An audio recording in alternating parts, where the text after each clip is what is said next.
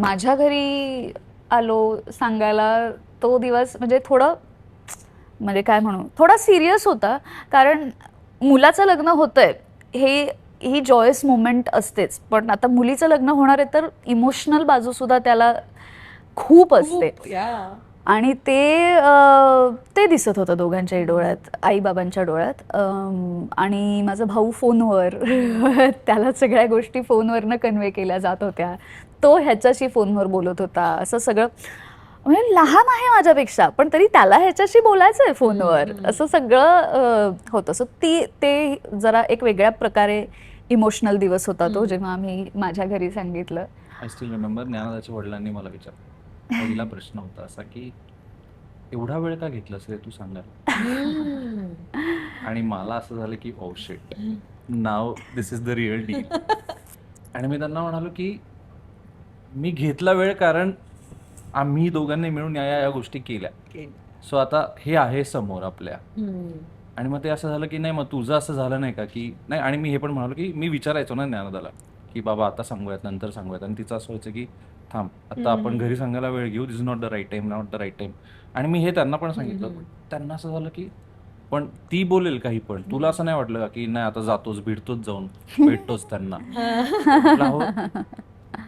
तुम्हाला तुम्ही ज्ञानदाला ओळखता एक प्रकारे, मी ज्ञानदाला ओळखतो एक वेगळ्या पद्धतीने. म्हटलं ती आहे शांत, माझ्यासाठी ती शांत पण आहे, ती चिडते पण, तिला राग पण येतो. तुम्हाला फारसं माहिती आहे की नाही माहित नाही, पण ऐकावं लागतं तिचं. आम्ही एकमेकांचं ऐकतो आणि मग ठरवतोय म्हटलं सध्या गोष्टी. मग हळूहळू हळूहळू जरा गोष्टी ओपन अप व्हायला लागल्या, थोडासा आईस ब्रेक व्हायला लागला. आणि मग ते असं म्हणाले ठीक आहे आता प्रेम आणि इतर एका सगळ्या प्रश्नाचं उत्तर दे. नाही, अजून एक होतं. हा बोल बोल, सॉरी बोल. का आवडते तुला ज्ञानदा? असं बाबांनी विचारलं. ओ गो, माझी मुलगी ती आवडूच शकते. तुला का आवडली? का आवडते तुला ज्ञानदा? काय बोललास हर्षद? बापरे, आवडते आय काय? Was so not ready. मला असं झालं ज्ञानदा हे सगळं होणार होतं. या आधी एक इंटरव्ह्यू झालाय म्हणजे तुझा.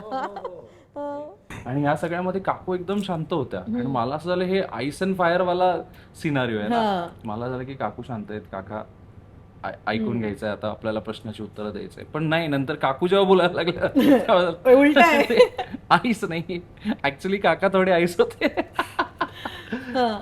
आणि ते मग शेवटी मग ते असं म्हणाले की ठीक आहे, हे आता बाकीचं सगळं तुम्ही ठरवलंय दोघांनी, लग्नाच्या इतर गोष्टी सगळ्या आम्ही ठरवणार, फॅमिलीज इन्व्हॉल्व्ह होऊन सगळं हे होणार.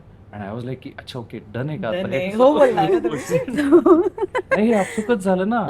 म्हणजे ऑफकोर्स ऍक्च्युली ज्ञानदाच्या घरी सांगणं आणि त्यांनी हो म्हणणं ह्याच्यासाठी जेवढं ज्ञानदाने सहन केलंय किंवा सोसलंय ते मी अगदीच, म्हणजे ते नाही का मी शिपाई थांबलेला असतो आणि माणसं झोपलेली असतात, तसं तो शिपाई ज्ञानदा होती ऍक्च्युली. एवढं ज्ञानदाला असं झालं होतं की म्हणजे आधी लगेच होकार नाही आला ना, आणि आधी नकारच आला होता. सो तिला असं झालं होतं की आता हे होकारात बदलवण्यासाठीचे जे शर्तीचे प्रयत्न तिने केले, त्या गोष्टीला तर सॅल्यूट आहे.